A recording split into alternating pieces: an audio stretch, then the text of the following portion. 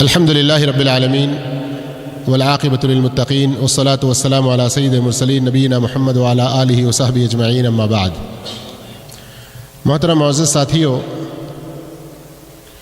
میزان کی تعریف، قیامت کے دن میزان کا قائم کیا جانا، انسانوں کے اوپر آنے والی مصیبتوں میں کتنی بڑی مصیبت ہوگی اس کا کچھ ذکر، اور اسی طرح میزان میں کیا کیا چیزیں تولی جائیں گی، میزان بذات خود کتنی بڑی ہولناک اور خوفناک اور کتنی بڑی عظیم چیز ہوگی، ان سب چیزوں کی جانکاری ہم نے پچھلے 2 درسوں میں حاصل کر لی، اور اس سلسلے میں قرآنی آیات، احادیث اور کچھ صحیح واقعات کی روشنی میں کئی باتیں آپ کے سامنے آئیں۔ اب ضرورت اس بات کی ہے کہ ہم میں سے ہر آدمی عموماً اور ہر مسلمان خصوصاً قیامت کے دن اپنے نیکیوں کے پلڑے کو بھاری اور وزنی بنانے کی فکر اور کوشش کہاں کرے؟ وہاں جانے کے بعد، بلکہ اسی دنیا میں، اس لیے کہ اس دنیا سے پار جب ہو جائیں گے تو عمل کا سلسلہ ختم ہو جائے گا، اب کچھ نہیں کر پائیں گے۔ اس لیے جو کچھ ہمیں سوچنا ہے وہ یہیں کے لیے، یعنی جو کچھ ہمیں سوچنا ہے یہاں رہتے ہوئے اور یہاں سے رخصت ہونے سے پہلے ہی ہمیں اچھی طرح سے سوچ لینا چاہیے۔ آج دنیا میں ہم لوگوں کو دیکھتے ہیں، مختلف قسم کی کتابیں وہ پڑھتے ہیں، بہت سے پروگرام وہ دیکھتے ہیں جس میں کم سے کم وقت میں زیادہ سے زیادہ منافع حاصل کرنے والے بزنس کیا ہو سکتے ہیں۔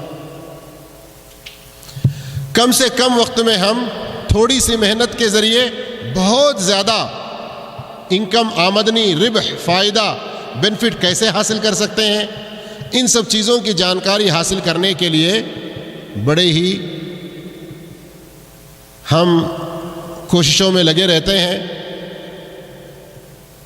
فی ذاتی ہی وہ کوئی بری چیز نہیں ہوگی، لیکن برا اس وقت ہوگا جب انسان صرف دنیا کے کمانے کے حد تک رہ جائے، دنیا کی تجارت، دنیا کا خرید و فروخت اور دنیا کے اندر اپنا بنگلہ بنانا، بلڈنگ بنانا، گھر بنانا، اچھا گھوڑا، اچھی گاڑی، اچھی سواری، اچھا کپڑا، اچھا کھانا، ان سب چیزوں کے پیچھے لگا رہے گا اور اپنی آخرت کو بھول جائے گا تو وہ خود اپنا ستیہ ناش کرنے والا، اپنے ہلاکت کے گڑھے کھودنے والا ہوگا۔ اس لیے چاہیے کہ ہم اس تجارت کی فکر کریں جس کے بارے میں اللہ کہتا ہے وَتِجَارَةٌ لَن تَبُورَ، جو تجارت کبھی گھاٹے میں جانے والی نہیں ہے، اس تجارت کی کوشش کریں تُنْجِيكُم مِّنْ عَذَابٍ أَلِيمٍ، جو تمہیں آخرت کے دردناک عذاب سے نجات دینے والی ہو۔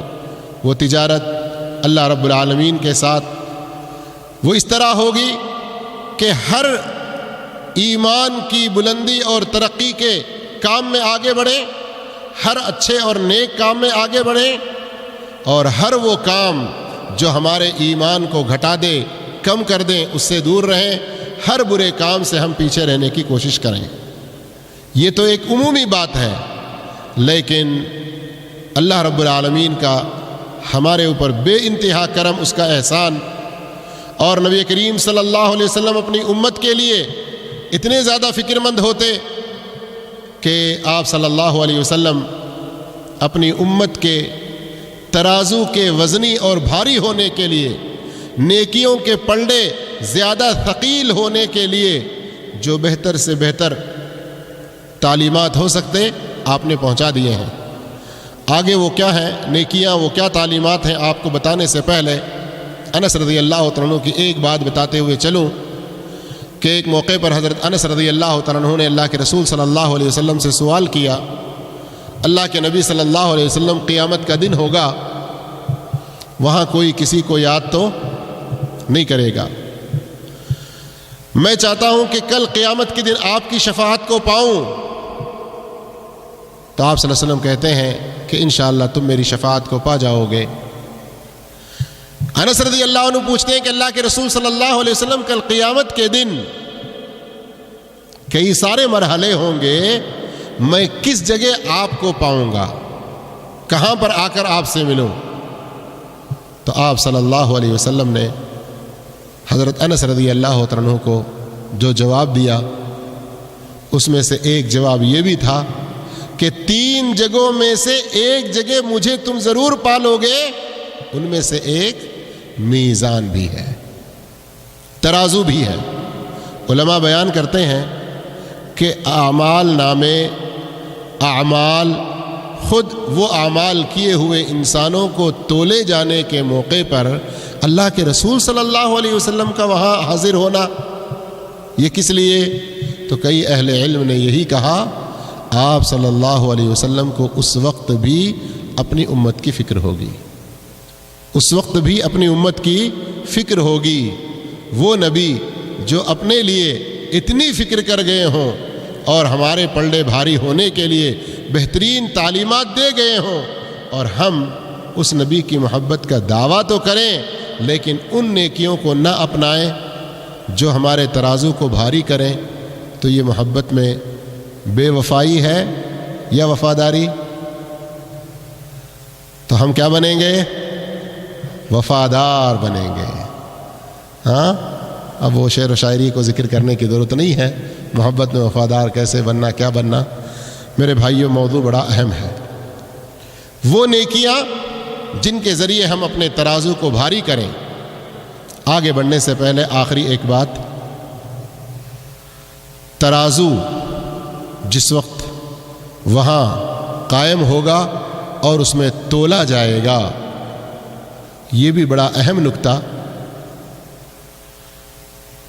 جیسے کہ بعض روایات میں آیا ہوا ہے کہ بندوں کے اعمال ترازو میں کون رکھے گا؟ کون رکھے گا؟ بعض روایتوں سے پتہ چلتا ہے جبریل امین وہاں حاضر ہوں گے اور وہ بندوں کے اعمال ترازو میں رکھتے جائیں گے۔ اس حدیث پر کلام کرتے ہوئے، اس حدیث پر گفتگو کرتے ہوئے بعض ائمہ نے کہا کہ جبریل امین کا ترازو کے پاس حاضر ہونا اور بندوں کے اعمال ترازو میں رکھتے رہنا، یہ اس بات کی طرف اشارہ ہے کہ لوگوں اپنی منمانی دین کی تم پیروی کرتے ہوئے زندگی نہ گزارو۔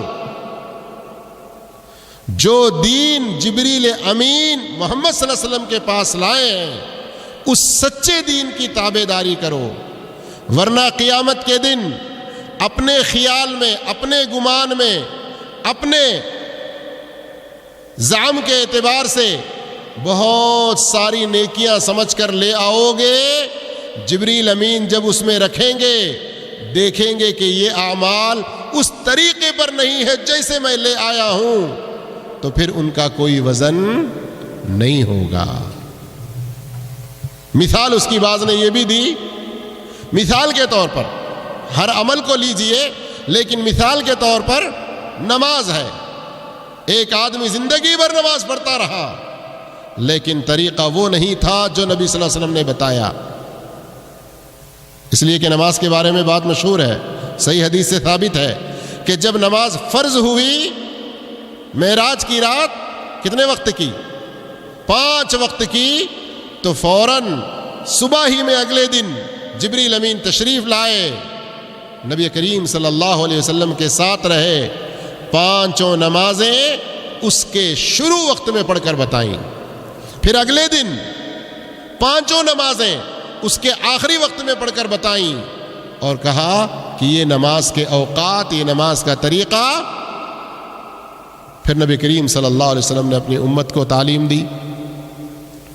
تو اب اگر کسی کی نماز ایسی ہوگی جیسی جبریل امین لے کر آئے ہیں تو وہ نماز کا وزن ترازو میں ہوگا، لیکن اگر ویسے نہیں رہی جیسے جبریل امین لے کر آئے تو پھر اس کا وزن نہیں ہوگا۔ اس لیے ہمیں زندگی کے ہر عمل کے بارے میں جسے ہم دین سمجھ کر رہے ہیں یہ بھی دیکھیں اس کا حکم اللہ نے دیا نہیں دیا، اللہ کے رسول نے دیا یا نہیں دیا، کیا وہ عمل نبی کے طریقے پر ہے یا نہیں، اس کی فکر ہمیں ضرور کرنی چاہیے۔ اور اب آگے ہم بڑھتے ہیں ان اعمال کو جاننے کے لیے جن کے جاننے کا سب سے بڑا فائدہ یہ ہوگا کہ ہم ان اعمال کو اختیار کریں گے انشاءاللہ۔ اللہ ہم سب کو نیک توفیق عطا فرمائے، اور اس کے ذریعے کل ہمارے نیکیوں کے پلڑے انشاءاللہ بھاری ہوں گے۔ اس میں سب سے پہلی بات، ایمان وغیرہ کی باتیں بہت ساری گزری ہیں، اسی میں اس کو بھی لے سکتے ہیں، اخلاص۔ کیا چیز ہے؟ اخلاص۔ اخلاص میرے بھائیوں، یہ کہیں سے خریدا نہیں جا سکتا، کسی سے ادھار نہیں لیا جا سکتا، یہ ہر انسان کے اپنے دل کے اندر کا معاملہ ہے، یہ ہر انسان کے اپنے اندر کا معاملہ ہے۔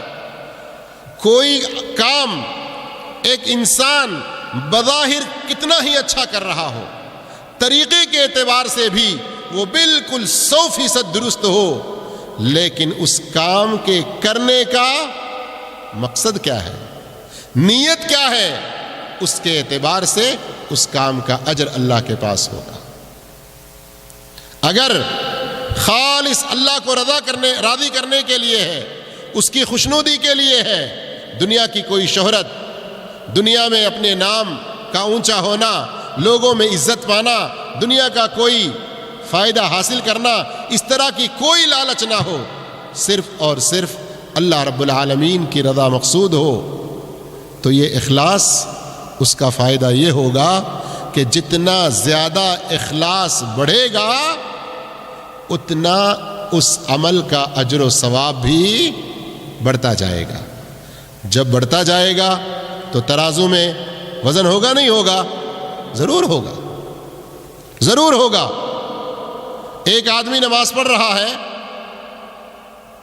ظہر کا وقت داخل ہو چکا ہے، لیکن وہ نماز پڑھ رہا ہے اپنے گھر کے اندر،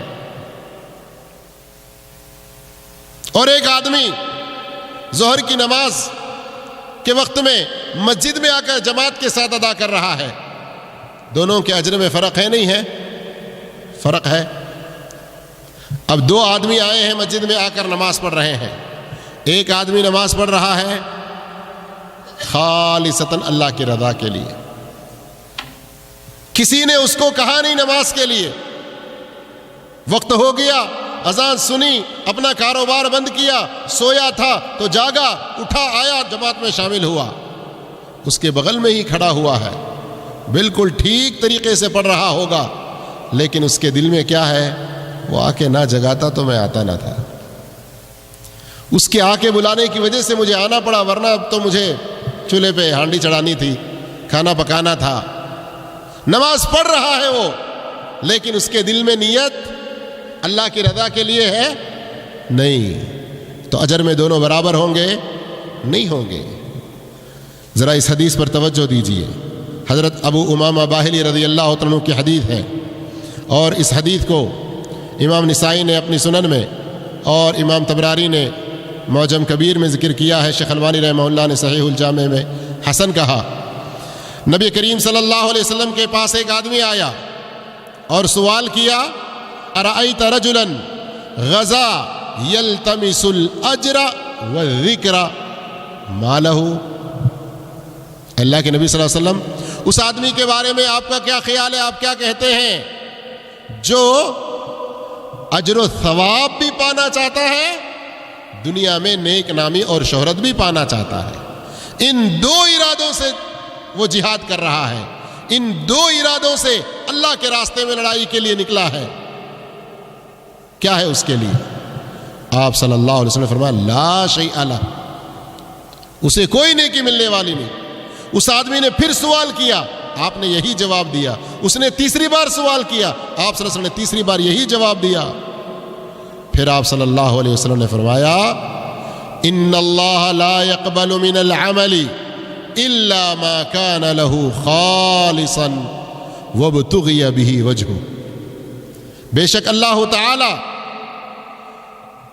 صرف اسی عمل کو قبول کرے گا جو خالص اس کے لیے کی جائے اور اللہ کی رضا مندی چاہتے ہوئے، قیامت کے دن جنت میں اس کا چہرہ دیکھنے کے نیک ارادے کے ساتھ جو خالص اللہ کی رضا کے لیے عمل کرے گا، اسی عمل کو اللہ قبول کرے گا، اجر و ثواب کی بھی نیت ہو، دنیا میں شہرت اور نیک نامی کی بھی نیت ہو، تو نیت میں کھوٹ جب ہے تو پھر اجر اس کو ملنے والا نہیں ہے۔ کتنا بڑا خسارہ دیکھیں۔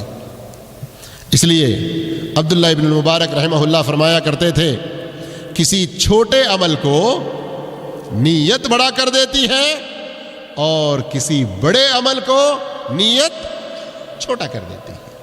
میمون ابن مہران رحمہ اللہ کہا کرتے تھے، بے شک تمہارے اعمال بہت تھوڑے سے ہیں، تم ان اعمال کو اخلاص کے ساتھ انجام دو۔ اس لیے میرے بھائیوں، اخلاص کے حوالے سے ایک حدیث بڑی اہم اور بڑی پیاری ہے، اور اس حدیث کو امام احمد رحمہ اللہ نے اپنی مسند میں، اور امام نسائی نے اپنی سنن میں، اور امام ابن حبان نے اپنی صحیح میں ذکر کیا، شیخ البانی رحمہ اللہ نے صحیح الجامع میں حسن کہا، سبق درہم 100,000 درہم، ایک درہم 1,00,000 درہم کے مقابلے میں آگے بڑھ گیا، اجر و ثواب میں یہ آگے نکل گیا۔ صحابہ نے تعجب ہو کر پوچھا، یہ کیسے؟ تو آپ صلی اللہ علیہ وسلم نے فرمایا، ایک آدمی اس کے پاس صرف 2 درہم تھے، زیادہ نہیں تھے۔ کتنے تھے؟ صرف 2 درہم تھے، اس نے اس میں سے 1 درہم خرچ کر دیا، اللہ کے راستے میں دے دیا۔ دوسرا آدمی اس کے پاس ڈھیر ہے، کروڑوں، بلین، ٹریلین، اور اس میں سے اس نے 1,00,000 خرچ کیا۔ تو اب جس نے 1 درہم خرچ کیا تو گویا اس نے اپنی آدھی پونجی صرف کر دی، اور جس کے پاس صرف 2 درہم ہو اس کا اپنا گزارا بھی تو چلنا چاہیے کہ نہیں، لیکن اس نے اپنے لیے صرف 1 کافی سمجھا اور باقی اللہ کے راستے میں دے دیا۔ تو یہ اخلاص کی بنیاد پر اس طرح اجر و ثواب بڑھ جایا کرتا ہے۔ جب اجر و ثواب اس طرح سے بڑھے گا تو یقیناً یہ ترازو میں بہت زیادہ وزنی ہوگا۔ اسی لیے حدیث میں آتا ہے کہ آپ صلی اللہ علیہ وسلم سے پوچھا گیا کہ سب سے زیادہ اجر و ثواب والا صدقہ کون سا ہے، سب سے زیادہ فضیلت والا صدقہ کون سا ہے؟ تو آپ نے فرمایا، جہد المقل۔ کوئی آدمی اس کی کمائی بہت تھوڑی ہو لیکن پھر بھی وہ اپنی طاقت بھر اس میں سے دینے کی ضرور کوشش کرتا رہتا ہے۔ اس لیے میرے بھائیوں، اخلاص کی ہمیں ہمیشہ فکر کرنی چاہیے، اور ہمارے زندگی کے تمام اعمال میں، صرف نماز میں ہی نہیں، صرف روزہ حج میں ہی نہیں، بلکہ ہر کام میں، روزانہ ہم جو ڈیوٹیاں انجام دیتے ہیں، چاہے میشن کا کام کرتے ہوں، کوئی مزدوری کا کام کرتے ہوں، انجینئرنگ کا کام کرتے ہوں، کوئی اچھے سے اچھا، بڑے سے بڑا لوگوں کی نظر میں یا لوگوں کی نظر میں حقیر سے حقیر ہو، لیکن اللہ نے ایک ذریعہ بنایا ہمارے لیے، وہ کام بھی ہم اخلاص سے کریں۔ گھر میں ہم بیوی بچوں کے ساتھ رہتے ہیں، اس میں بھی ہمارے ساتھ ہم اپنے اخلاص کو اپنائیں، جیسے نبی کریم صلی اللہ علیہ وسلم فرماتے ہیں، صحیح بخاری کی روایت ہے، إِنَّكَ لَن تُنْفِقَ نَفَقَةً تَبْتَغِي بِهَا وَجْهَ اللَّهِ إِلَّا أُجِرْتَ عَلَيْهِ۔ تم اللہ کی رضا چاہتے ہوئے جو بھی خرچ کرتے ہو اپنے بچوں پر، اس میں بھی تمہارے لیے اجر ہے۔ شرط کیا رکھی؟ تبتغی بہا وجہ اللہ۔ خرچ تو ہمیں سے ہر کوئی کرتا نہیں کرتا، لیکن شرط کیا ہے اجر پانے کے لیے؟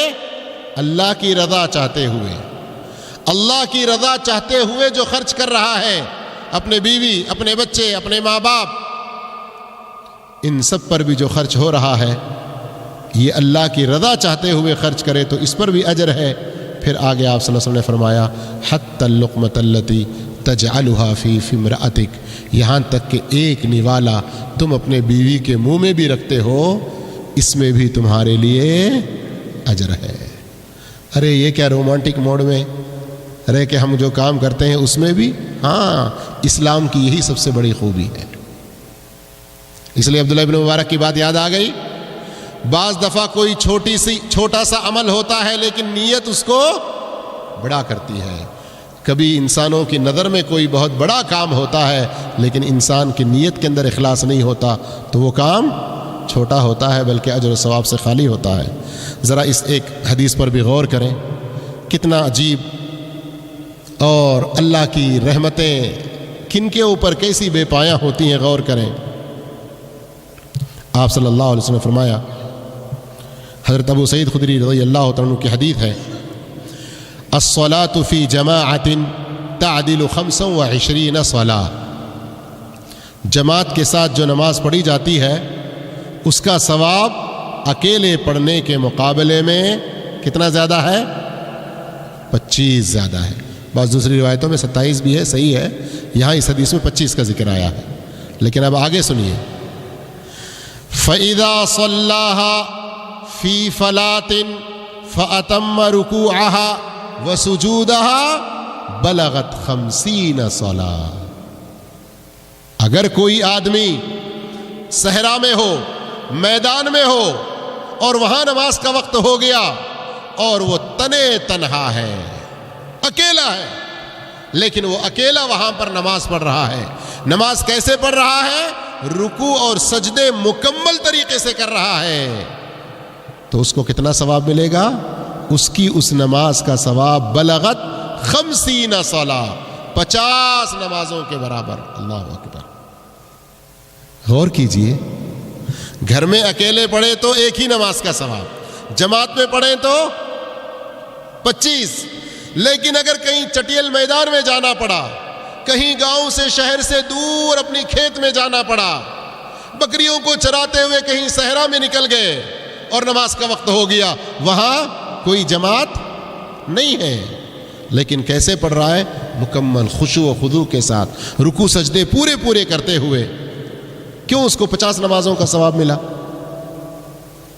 کیوں؟ اخلاص کی بنیاد پر میرے بھائیوں. اس لیے کہ وہ اکیلا وہ نماز وہاں پڑھ رہا ہے, وہاں کسی کو دکھانے کے لیے پڑھے گا؟ کیوں پڑھ رہا ہے؟ اللہ کے ڈر سے پڑھ رہا ہے, اللہ کا حکم پورا کرنے کے لیے پڑھ رہا ہے. اس طرح سے میرے بھائیوں اس کا اجر و ثواب بڑھ جا رہا ہے. اس لیے ہمیں اپنے نمازوں میں, اپنی عبادتوں میں, اپنے اٹھنے بیٹھنے میں, اپنے ملنے جلنے میں ہر موقع پر اخلاص کو اپناتے رہنا چاہیے. اللہ تعالی ہم سب کو اس کی نیک توفیق عطا فرمائے. اخلاص کے بارے میں حدیثیں بے شمار ہیں, موضوع بڑا لمبا ہے. بس میں اتنا آپ کو یاد دلاؤں گا کہ ریاض الصالحین بڑی پیاری کتاب ہے, حدیث کا بہت ہی بہترین مجموعہ ہے. اردو میں, تیلگو میں, ہندی میں, انگلش میں, بنگلہ میں, کئی زبانوں میں اس کا ترجمہ ہو چکا ہے. سب سے پہلا اس میں جو چیپٹر ہے وہ اخلاص کے بارے میں ہے. ذرا اس کو پڑھ لیں, اور بھی کئی سارے واقعات اس کے اندر آپ کو ملیں گے. لیکن آئیے ہم ایک دوسرے عمل کی طرف آگے بڑھتے ہیں. وہ عمل جس کا وزن میزان میں کیا ہوگا؟ بھاری ہوگا, وزنی ہوگا. کون سا عمل ہے؟ اخلاق حسنہ, اچھے اخلاق, گڈ کیریکٹر. میرے بھائیوں, حقیقت میں اسلام مکمل طور پر حسن اخلاق کا ایک بہترین مجموعہ ہے. نبی کریم صلی اللہ علیہ وسلم کو اللہ رب العالمین نے خود یہ ڈگری اور سند عطا کی کہ انک لعلی خلق عظیم. اور آپ صلی اللہ علیہ وسلم نے نبی بنا کر بھیجے جانے کے مقاصد میں سے ایک بنیادی مقصد بعثت لأتمم مکارم الاخلاق, اچھے اخلاق کو مکمل انداز میں پہنچانے کے لیے مجھے بھیجا گیا ہے. اور ہم ایک لمبے عرصے تک خود نبی کریم صلی اللہ علیہ وسلم کے زمانے میں, پھر آپ کے بعد کئی ہزار سال تک مسلمانوں کے اچھے اخلاق کی بنیاد پر ہی اسلام دور دور تک پھیلا. ابھی اللہ کے رسول صلی اللہ علیہ وسلم مکہ ہی میں ہیں کہ آپ کے معجزات کے ذریعے انڈیا میں بھی اسلام پہنچا تھا. لیکن آپ مدینہ تشریف لا چکے تھے تو بھی کچھ لوگ پہنچ چکے تھے یہاں. حضرت عمر رضی اللہ تعالیٰ عنہ کے زمانے میں تو باقاعدہ کچھ صحابہ کرام بھی ہندوستان پہنچ چکے تھے. اور پھر حضرت عثمان غنی، پھر ان کے بعد حضرت علی اور حضرت امیر معاویہ رضی اللہ عنہ کے زمانے خلافت میں انڈیا سے بھی اور آگے چین میں بھی، پھر اس سے اور پیچھے مشرق میں انڈونیشیا تک میں جو اسلام پہنچا، تو یہ سب کسی لڑائی سے نہیں پہنچا، جیسا کہ لوگ کہتے ہیں یہ ان کی جاہلانہ باتیں ہیں۔ تاریخ سے، ہسٹری سے، اتہاس سے ان کی نادانی کی باتیں ہیں۔ صحیح بات یہ ہے کہ اخلاق کے زور پہ پھیلا، تلوار کے زور پہ نہیں پھیلا۔ آج بھی ہمیں اس بات کی ضرورت ہے، اور یہ اخلاق ترازو میں قیامت کے دن ایمان کے بعد، لا الہ الا اللہ کے بعد سب سے زیادہ وزنی ہوں گے، جیسے نبی کریم صلی اللہ علیہ وسلم کی حدیث ہے۔ حضرت ابو درداء رضی اللہ عنہ روایت کرتے ہیں کہ آپ صلی اللہ علیہ وسلم نے فرمایا، ما شیء اثقل فی میزان المؤمن یوم القیامہ من خلق حسن۔ قیامت کے دن مومن کے ترازو میں اچھے اخلاق سے بڑھ کر وزنی کوئی اور چیز نہیں ہوگی۔ اب اس حدیث پر غور کیجیے آپ، مومن کے ترازو میں، اس کا مطلب ایمان کا صحیح ہونا ضروری ہے۔ ایمان میں خلل ہوگا تو ترازو وزنی نہیں ہوگا، اور مومن کے ترازو میں اچھے اخلاق یہ سب سے زیادہ وزنی ہوں گے۔ پھر آگے فرمایا، وَإِنَّ اللَّهَ لَيُبْغِضُ الْفَاحِشَ الْبَذِيءَ، بے شک اللہ تعالی فحش اور گندی باتیں کرنے والے اور بد زبان انسان کو انتہائی ناپسند کرتا ہے۔ آج ہم میں سے کتنے بھائی ایسے ہیں جو بد زبانی استعمال کرتے ہیں؟ ہمیشہ جب بھی زبان کھلتی ہے تو دوسروں کے لیے گالیاں، دوسروں کے لیے لعنتیں، دوسروں کے لیے برائیاں ان کی زبان سے نکلتی ہیں۔ ایسے آدمیوں کو اللہ تعالیٰ ناپسند کرتا ہے۔ بد زبانی کو نہ استعمال کر کے اچھی زبان استعمال کرنا، یہ اچھے اخلاق میں سے ہے۔ یہ حدیث میرے بھائیوں ترمذی کے الفاظ ہیں، سنن ابو داؤد وغیرہ میں بھی یہ حدیث موجود ہے، اور شیخ البانی رحمہ اللہ نے اس کو صحیح قرار دیا ہے۔ اسی طرح ایک اور روایت میں ہے، آپ صلی اللہ علیہ وسلم نے فرمایا، من اعطی حظه من الرفق فقد اعطی حظه من الخیر، جس کو لوگوں کے ساتھ نرم برتاؤ کرنے کا یہ اخلاق کا بہترین ہتھیار دیا گیا، اسے بہت ساری بھلائیاں عطا کی گئیں۔ ومن حرم حظه من الرفق، جس کو نرم معاملے اور اچھا برتاؤ کرنے سے محروم کیا گیا، وہ انسان بہت ساری بھلائیوں سے محروم ہو گیا۔ پھر آپ صلی اللہ علیہ وسلم نے فرمایا، اثقل شیء فی میزان المؤمن یوم القیامت حسن الخلق، قیامت کے دن مومن کے میزان میں سب سے زیادہ بھاری اور وزنی چیز اچھے اخلاق ہوں گے۔ اس لیے ہمیں اس بات کا خوب دھیان رکھنا ہے، اور کل قیامت کے دن اپنا ترازو بھاری کرنے کے لیے کیا کرنا ہے؟ اچھے اخلاق اپنانا ہے۔ اچھے اخلاق اپنے دوستوں کے ساتھ بھی اپنانا، اور دشمنوں کے ساتھ بھی، مسلمانوں کے ساتھ بھی، غیر مسلموں کے ساتھ بھی، اپنے رشتہ داروں کے ساتھ بھی، جو رشتہ دار نہیں ہیں ان کے ساتھ بھی۔ یہی تو کمال ہے، جو ہمیں کھلا پلا رہا ہے اس کے ساتھ اچھے اخلاق برتیں، اور جس نے کبھی کوئی ہمارے ساتھ بدزبانی کی اس کے ساتھ ہم بدزبانی پہ اتریں، تو یہ اچھے اخلاق نہیں ہوئے۔ اور اچھے اخلاق صرف بدلے کے طور پر نہیں ہونا چاہیے کہ کسی نے ہمارے ساتھ اچھا برتاؤ کیا تو ہم اس کے ساتھ اچھا برتاؤ کریں، ایسا نہیں، بلکہ اگر کوئی ہمارے ساتھ کچھ زیادتی کرے، ہمیں نہ بھی دے، تو بھی ہم اس کے ساتھ اچھے اخلاق اپنانا چاہیے۔ جیسے اللہ کے رسول صلی اللہ علیہ وسلم کی حدیث میں آتا ہے، اگر تمہیں کوئی نہیں دیتا تو تم اسے دو، کوئی ظلم کرتا تو اسے معاف کرو، کوئی تمہاری عزت نہیں کرتا تو تم اس کی عزت کرو۔ تو یہ بدلے کے طور پر ہی نہیں بلکہ پیش قدمی کے طور پر آگے بڑھ کے اپنی طرف سے اچھائی پہنچانے کے لیے بھی ہونا چاہیے۔ اور یہاں اچھے اخلاق کی اہمیت کو اس بات سے بھی سمجھیے کہ جو جس قدر زیادہ اچھے اخلاق اپنائے گا اس کا ایمان اتنا ہی زیادہ سمپورن ہوگا، مکمل ہوگا، کمپلیٹ ہوگا۔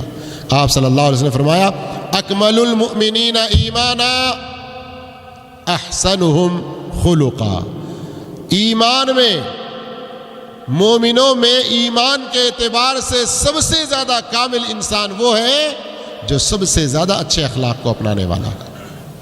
اسلام میں اچھے اخلاق کی کتنی اہمیت ہے، اس بات کو جاننے کے لیے اتنی سی حدیث بھی کافی ہے کہ اللہ کے نبی صلی اللہ علیہ وسلم نے ہمیشہ اچھے اخلاق کو مانگا ہے اور مانگنے کے لیے دعائیں سکھائی ہیں، اور برے اخلاق سے پناہ مانگا ہے، پناہ مانگنے کی ہمیں تعلیم دی ہے۔ عام طور پر لوگوں کے درمیان میں مشہور ہے آئینہ دیکھنے کی دعا کے نام پر۔ کیا دعا ہے؟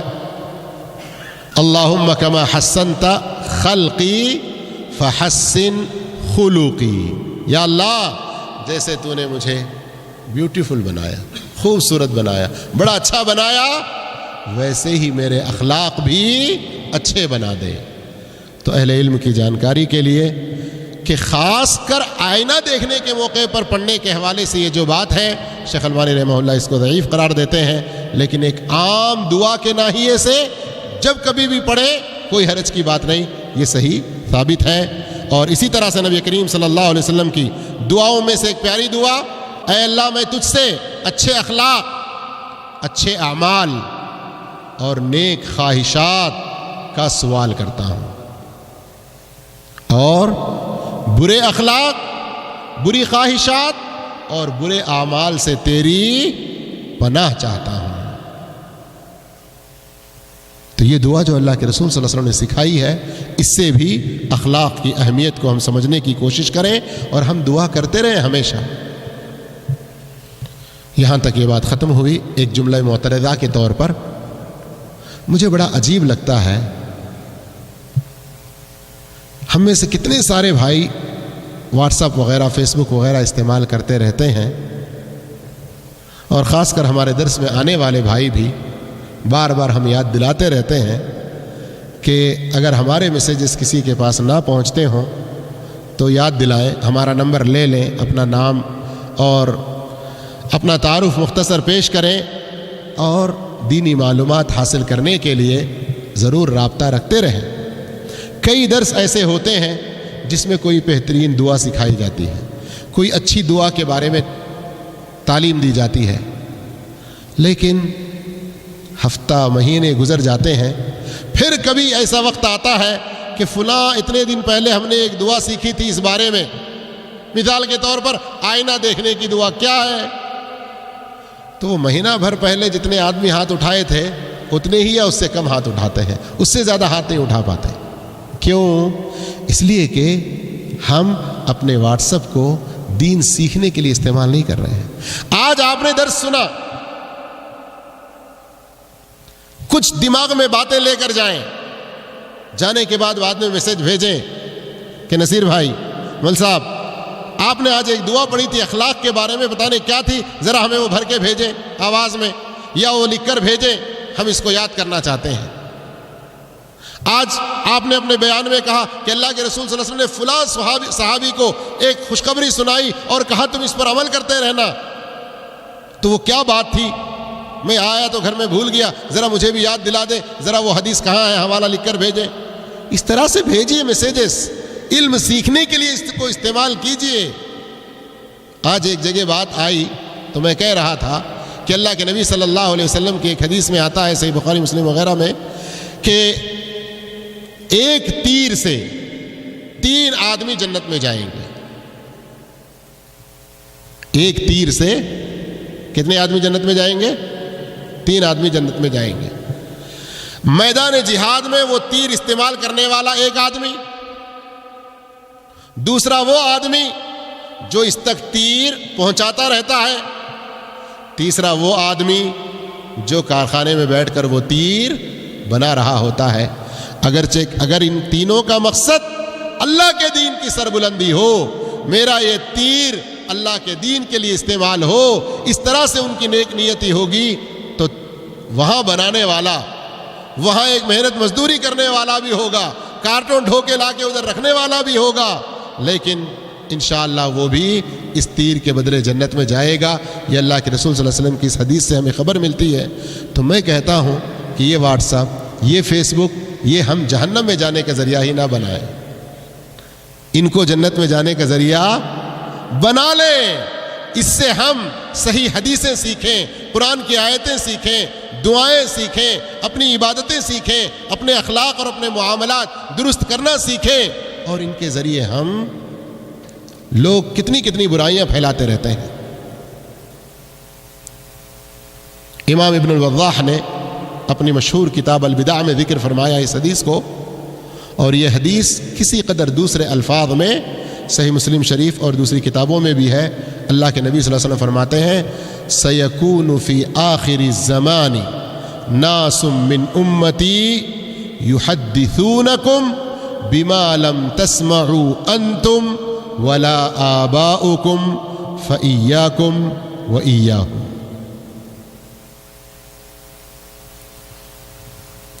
آخری میری امت کے آخر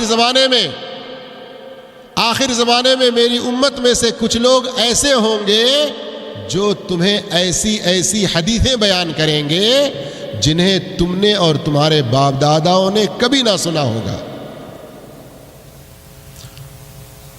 ان کو تم اپنے سے دور رکھو اور تم ان سے بچ کے رہو، ایسی بدعتوں ضلالتوں میں نہ پڑو. ایک طرف وہ لوگ ہیں جو حوالہ دے دے کر، صحیح بخاری میں ایسے ہے، صحیح مسلم میں ایسے ہے، فلاں فلاں محدث نے اس کو صحیح قرار دیا، حسن قرار دیا، دلیلیں دے کر پیش کرتے ہیں. تو کئی لوگ کہتے ہیں ارے یہ کون سی حدیثیں ہیں، یہ تو وہابیوں کی لگ رہی ہیں، یہ تو 24 نمبریوں کی لگ رہی ہیں، یہ تو ویسی لگ رہی ہیں، اس طرح سے کہتے ہیں. اور دوسری طرف فیس بک، واٹس ایپ وغیرہ پہ دیکھتے ہیں. ابھی رمضان کو کتنے دن باقی ہیں؟ ہے نا، مہینہ ڈیڑھ مہینہ پہلے سے ہم واٹس ایپ پہ ایک میسیج دیکھتے آ رہے ہیں، لوگ بھیج رہے ہیں دھڑا دھڑ فلاں تاریخ کو رمضان شروع ہونے والا ہے، اور اللہ کے رسول نے فرمایا جس نے رمضان کی خوشخبری سب سے پہلے دے دی اس کے اوپر جہنم کی آگ حرام. اور لوگ دھڑا دھڑ بھیجتے ہیں، سب کی عقلیں ماری جاتی ہیں. اگر تھوڑی دیر کے لیے مانو کہ اس میں بات صحیح ہے، یہ حدیث ایسی نہیں ہے جو سب سے پہلے رمضان کی خوشخبری کسی کو سنا دے تو اس کے اوپر جہنم کی آگ حرام ہے، ایسی حدیث ہے ہی نہیں. لیکن تھوڑی دیر کے لیے مان لو کہ اگر ہے تو جملہ کیا ہے؟ سب سے پہلے جس نے خوشخبری سنائی. وہ کس نے سنائی سب سے پہلے خوشخبری؟ وہ ہو گیا نا، اس کو ہی ہو گیا. اب ہم تو دوسرے تیسرے چوتھے پانچویں 100ویں 200ویں نمبر پر ہم ہوں گے تو ہم کو سب کہاں ملے گا؟ اس لیے بدعتیں گھڑنے والوں کی عقلیں بھی ماری جاتی ہیں. یہ ایک بہت پرانی مثل ہے. اسی طرح سے دوسرے کئی سارے واقعات لوگ گھڑتے رہتے ہیں. میں تمہیں قسم دلاتا ہوں کہ اس میسیج کو 10 آدمیوں کو بھیج کے رہنا. اس طرح کی شرطیں رکھ کر غلط باتیں ہیں یہ سب. میرے بھائیوں، کہنے کا مقصد یہی ہے کہ ایسی پیاری دعائیں ہمیں یاد کر لینا چاہیے. مثال کے طور پہ آج 2 دعائیں ہمارے سامنے آئیں. ایک اللہم کما حسنت خلقی فحسن خلقی، اور ایک دعا اردو میں بھی اگر ہم کرنا چاہیں، اے اللہ میں تجھ سے سوال کرتا ہوں اچھے اخلاق کا، اچھے اعمال کا، اچھی خواہشات کا، اور تجھ سے پناہ چاہتا ہوں برے اخلاق سے اور برے اعمال سے اور برے خواہشات سے. میرے بھائیوں، آج کا یہ درس رہا. آگے اپنے میزان کو بھاری کرنے والے اعمال میں کئی سارے اور اعمال ہیں، لیکن آج پہلے دن اخلاص اور حسن اخلاق کے لیے جتنا ٹائم ہم نے لیا ہے، اگلے درسوں میں انشاءاللہ اتنا لمبا ٹائم نہیں لیں گے. ایک دن میں کوشش کریں گے 4 5 6 جان سکیں، اس لیے کہ رمضان قریب آنے والا ہے. تو اس سے پہلے یہ سلسلہ ختم کر کے رمضان سے متعلق ضروری احکام و مسائل بھی ہمیں کچھ سننے اور جاننے ہوں گے. اللہ عز و جل سے دعا ہے اللہ ہم سب کو اپنا میزان بھاری کرنے کا دھن ہمارے اوپر ہمیشہ سوار رکھے. جزاکم اللہ خیرا، والسلام علیکم ورحمۃ اللہ وبرکاتہ.